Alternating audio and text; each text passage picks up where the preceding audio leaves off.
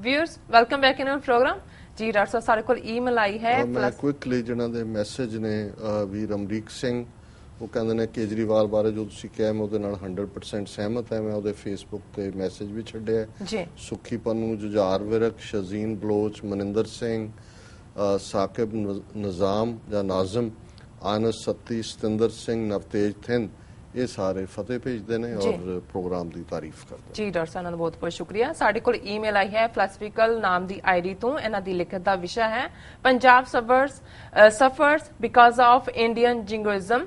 ਇਹ ਲਿਖਦੇ ਹਨ, ਪਿਆਰੇ ਡਾਕਟਰ ਸਾਹਿਬ, ਭਾਰਤੀਆਂ ਦੇ ਪੁੱਤਰੇਪਨ ਦੇ ਨੇ 1 ਲੱਖ ਪੰਜਾਬੀਆਂ ਨੂੰ ਆਪਣੇ ਘਰ ਬਾਹਰ ਛੱਡਣ ਲਈ ਮਜਬੂਰ ਕਰ ਦਿੱਤਾ, ਜਦਕਿ ਪਾਕਿਸਤਾਨੀ ਸਾਈਡ ਤੇ ਪਾਕਿਸਤਾਨ ਨੇ ਵਾਘਾ ਬਾਰਡਰ ਤੇ ਰਸਮਾਂ ਆਮ ਵਾਂਗ ਹੀ ਨਿਭਾਈਆਂ, ਜਿਸ ਵਿੱਚ ਵੱਡੇ ਪੱਧਰ ਤੇ ਪਾਕਿਸਤਾਨੀ ਨਾਗਰਿਕਾਂ ਨੇ ਸ਼ਮੂਲੀਅਤ ਕੀਤੀ।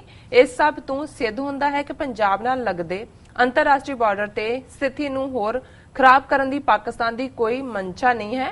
ਇੰਡੀਆ ਪੰਜਾਬ ਵਿੱਚ ਵਸਦੇ ਉਸਦੇ ਨਾਗਰਿਕਾਂ ਲਈ ਇਹ ਹਾਲਾਤ ਕਿਉਂ ਪੈਦਾ ਕਰ ਰਿਹਾ ਹੈ ਤੇ ਇਹਨਾਂ ਝੂਠੇ ਦਾਅਵਿਆਂ ਤੇ ਪਾਕਿਸਤਾਨੀ ਬਾਰਡਰ ਨਾਲ ਲੱਗਦੇ ਇਲਾਕਿਆਂ ਵਿੱਚੋਂ ਕਿਉਂ ਲੋਕਾਂ ਨੂੰ ਆਪਣੇ ਘਰ ਛੱਡਣ ਲਈ ਮਜਬੂਰ ਕੀਤਾ ਜਾ ਰਿਹਾ ਹੈ। ਖਾਲਿਸਤਾਨ ਜ਼ਿੰਦਾਬਾਦ, कश्मीर जिंदाबाद, पाकिस्तान जिंदाबाद। जी डॉक्टर साहब। जिंदाबाद जिंदाबाद जिंदाबाद जिंदाबाद जिंदाबाद जिंदाबाद जी। वीर फिलोसॉफिकल जी का बहुत बहुत शुक्रिया। गल उन्होंने बड़ी डूंगी फिलासफी की कीती है, क्योंकि जिहड़ी वाघा बॉर्डर के उत्ते अटारी के नेड़े रिट्रीट सैरेमनी करते हैं, झंडा सवेरे चाढ़ते हैं, शाम को लाउंदे ने जी। पाकिस्तान दे विच तां जिहड़े ने लोग उवें तां आ रहे हैं, नॉर्मली वो चल रहा है, और इधर इन्होंने 1000 पिंडां दे लखां लोग उजाड़ दिते ने। इहदे बावजूद कुछ लोग हुण रजिस्ट करना शुरू हो गए भी असीं नहीं जाना, पर उत्थे जबरदस्ती कर रहे हैं।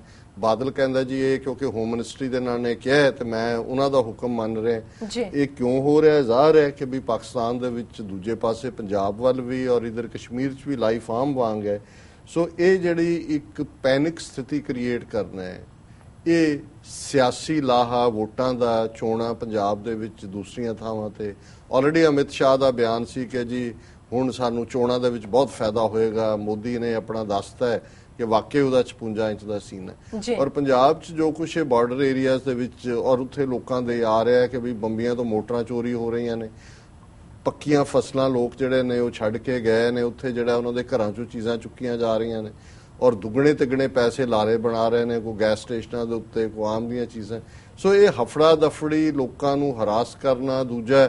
और वो एक दो वीरां ने कहा होर लिखतां दे विच कि जी फिर आप कहेंगे जी श्रोमणी कमेटी लंगर ला रही है, मुड़ के थोड़े बहुत पैसे उन्होंने होर 2-4 महीने बाद देणगे। देखो जी मुआवजा दिता, देखो इन्नी खतरनाक स्थिति बन गई सी। और मैं कल एक टीवी चैनल का क्लिप किते देख रहा सी, वो जान के जिहड़ा अपना वो स्पीकर है, जे भीड़ दे विच 50 बंदे खड़े ने तो 10 सिख उन्होंने पहले ही जिवें खड़े कीते हुंदे ने, वो कह रहे असीं चुक देंगे, काम हो जाए लड़ाई असीं देख लांगे, असीं तुन देंगे। और वो सारे सिख चेहरे दिखा रहे हैं दसण दे लई। फिर वो कह रहा जी ये भी सितंबर का महीना है, 65 जदों लड़ाई हुई सी उदों भी सितंबर का महीना सी। अज भी पंजाब के जिहड़े बॉर्डर इलाकों के लोग ने वो पाकिस्तान नूं सबक सिखाउण लई तैयार ने। सो इस तो अंदाजा लाओ कि एक बड़ा ऑर्केस्ट्रेटेड मूव है और लोगों को हरास फ्रस्ट्रेट करके ये जड़ा आने वाली चोणां दे विच इसका फायदा लेना है।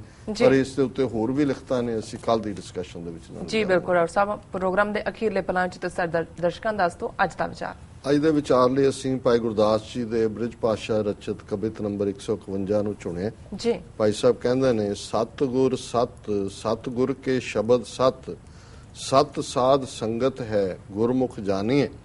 दर्शन ध्यान सत, शब्द सुरत सत, गुर सिख संग सत, सत कर मानिए। दर्श ब्रह्म ध्यान, शब्द ब्रह्म ज्ञान, संगत ब्रह्म स्थान, प्रेम पहचानिए।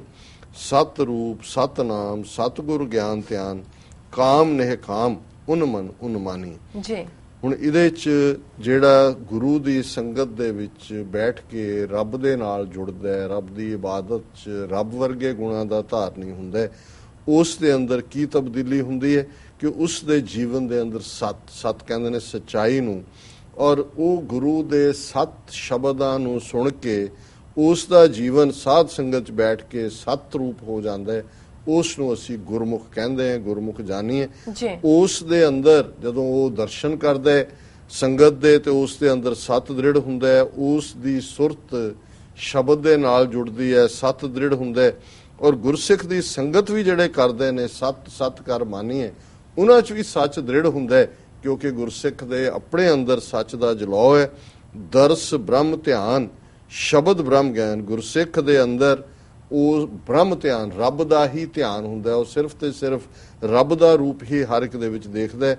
ਸ਼ਬਦ ਬ੍ਰਹਮ ਗਿਆਨ, ਉਹ ਬ੍ਰਹਮ ਗਿਆਨ ਹੈ ਕਿ ਜਿੱਥੇ ਉਹ ਦੇਖਦਾ ਹੈ ਉਸ ਬ੍ਰਹਮ ਨੂੰ, ਵਾਹਿਗੁਰੂ ਦੀ ਮੌਜੂਦਗੀ ਨੂੰ ਦੇਖਦਾ ਹੈ। ਸੰਗਤ ਬ੍ਰਹਮ ਸਥਾਨ ਪ੍ਰੇਮ ਪਹਿਚਾਨੀਏ, ਉਸ ਦੇ ਲਈ ਸੰਗਤ ਜਿਹੜੀ ਹੈ ਉਹ ਰੱਬ ਦਾ ਘਰ ਹੈ, ਰੱਬ ਦੀ ਥਾਂ ਹੈ। ਔਰ ਪ੍ਰੇਮ ਪਹਿਚਾਨੀਏ, ਉਹਦੇ ਅੰਦਰ ਪਿਆਰ ਭਰਿਆ ਹੁੰਦਾ ਹੈ ਔਰ ਉਹ ਹਰ ਇੱਕ ਦੇ ਵਿੱਚ ਉਸ ਪ੍ਰੇਮ ਨੂੰ ਹੀ ਪਛਾਣਦਾ ਹੈ, ਪ੍ਰੇਮ ਨੂੰ ਸਮਝਦਾ ਹੈ, ਪ੍ਰੇਮ ਦੇ ਸੰਗ ਉਹ ਜਿਉਂਦਾ ਹੈ।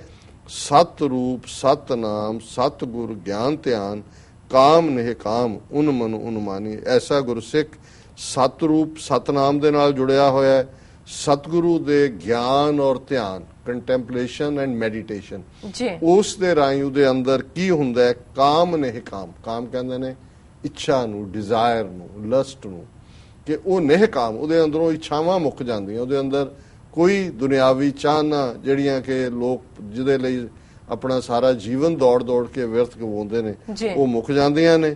ਉਨ ਮਨ ਉਨ ਮਾਨੀਏ, ਉਨ ਮਨ ਹੁੰਦਾ ਹੈ ਕਿ ਮਨ ਦੀ ਅਵਸਥਾ ਨੂੰ ਵਿਪਰੀਤ ਕਰ ਦੇਣਾ, ਉਲਟ ਦੇਣਾ। ਉਲਟ ਦੇਣਾ ਕੀ ਹੈ ਕਿ ਇਸ ਮਨ ਲਓ ਜੋ ਉਨ ਮਨ ਰਹੇ ਤੋ ਤੀਨ ਲੋਕ ਕੀ ਬਾतें ਕਹੇ। ਕਬੀਰ ਸਾਹਿਬ ਦਾ ਕਿ ਜੇ ਤੁਸੀਂ ਇਸ ਮਨ ਨਾਲ, ਜਿਵੇਂ ਉਹ ਬੁੱਲੇ ਸ਼ਾਹ ਦਾ ਹੈ, ਇਹਨੂੰ ਪੁੱਛਿਆ ਸੀ ਕਿੰਨੀ ਦੇਰ ਉਹਦੇ ਕੋਲ ਇੱਕ ਚੇਲਾ ਆਂਦਾ ਰਿਹਾ ਕਿ ਭਾਈ ਕਿਵੇਂ ਰੱਬ ਨੂੰ ਪਾਉਣੇ, ਤਾਂ ਉਹਨੇ ਕਿਹਾ ਕਿ ਜੀ ਬੁੱਲਿਆ ਰੱਬ ਦਾ ਕੀ ਪਾਉਣਾ, ਇਧਰੋਂ ਪੁੱਟਿਆ ਉਧਰ ਲਾਣਾ। ਹੁਣ ਜ਼ਾਹਰ ਹੈ ਕਿ ਉਨਮਨ ਹੈ ਕਿ ਜੋ ਮਨ ਕਰਦਾ ਹੈ, ਚਾਹੁੰਦਾ ਹੈ, ਉਸ ਦੇ ਉਲਟ ਸਿਰਫ ਤੇ ਸਿਰਫ ਰੱਬ ਦੇ ਦੀਦਾਰ ਦੀ ਚਾਹਨਾ ਔਰ ਸਾਰੀ ਖਲਕਤ ਦੇ ਵਿੱਚ ਉਸ ਰੱਬ ਨੂੰ ਦੇਖਣਾ। ਤੇ ਫਿਰ ਜਦੋਂ ਇਹ ਹੁੰਦਾ ਤੇ ਫਿਰ ਉਸ ਇਨਸਾਨ, ਉਸ ਗੁਰਸਿੱਖ, ਉਸ ਰੱਬੀ ਬੰਦੇ ਦੇ ਜਿਹੜੇ ਗੁਣ ਨੇ ਉਹਨਾਂ ਨੂੰ ਬਿਆਨ ਨਹੀਂ ਕੀਤਾ ਜਾ ਸਕਦਾ। ਉਹ ਰੱਬ ਨਾਲ ਇਕਮਿਕ ਹੁੰਦਾ। ਉਹਨੂੰ ਹੀ ਅਸੀਂ ਦਰਵੇਸ਼ ਕਹਿੰਦੇ ਹਾਂ, ਉਹਨੂੰ ਹੀ ਅਸੀਂ ਫਕੀਰ ਕਹਿੰਦੇ ਹਾਂ, ਉਹਨੂੰ ਹੀ ਅਸੀਂ ਗੁਰਮੁਖ ਕਹਿੰਦੇ ਹਾਂ, ਉਹਨੂੰ ਹੀ ਅਸੀਂ ਰੱਬ ਦਾ ਪਿਆਰਾ ਕਹਿੰਦੇ। ਔਰ ਉਹੀ ਚੱਤੇ ਪੈਰ ਉਹ ਰੱਬ ਦੇ ਨਾਲ ਜੁੜਿਆ ਹੁੰਦਾ। ਇਹ ਅੱਜ ਦਾ ਵਿਚਾਰ ਜੀ। ਡਾਕਟਰ ਸਾਹਿਬ ਤੁਹਾਡਾ ਬਹੁਤ ਬਹੁਤ ਸ਼ੁਕਰੀਆ, ਤੁਸੀਂ ਅੱਜ ਦਾ ਵਿਚਾਰ ਸਾਡੇ ਦਰਸ਼ਕਾਂ ਨਾਲ ਸਾਂਝਾ ਕੀਤਾ। ਇਸ ਨਾਲ ਆਪਣੇ ਵਿਊਅਰਸ ਕੋਲ ਲੈਣੇ ਇਜਾਜ਼ਤ। ਵਿਊਅਰਸ, ਸਾਡੇ ਪ੍ਰੋਗਰਾਮ ਦਾ ਸਮਾਂ ਇੱਥੇ ਸਮਾਪਤ ਹੁੰਦਾ। ਤੁਸੀਂ ਆਪਣੀ ਰਾਏ ਤੇ ਸੁਝਾਅ ਸਾਨੂੰ ਭੇਜਣਾ ਭੁੱਲਣਾ ਸਾਡੇ ਇਸ ਪਤੇ ਤੇ sos@tv84.tv ਤੇ। ਅਸੀਂ ਆਪਣਾ ਪ੍ਰੋਗਰਾਮ ਲੈ ਕੇ ਫਿਰ ਦੁਬਾਰਾ ਹਾਜ਼ਰ ਹੋਵਾਂਗੇ। ਤਦ ਤੱਕ ਲਈ ਮੈਨੂੰ ਤੇ ਆਪਣਾ ਸੁਣਾ ਗਿਆ ਦਿਓ। ਦੇਖਦੇ ਰਹੋ TV84, ਬੁਲਾ ਦਿਓ ਫਤਿਹ। ਵਾਹਿਗੁਰੂ ਜੀ ਕਾ ਖਾਲਸਾ, ਵਾਹਿਗੁਰੂ ਜੀ ਕੀ ਫਤਿਹ।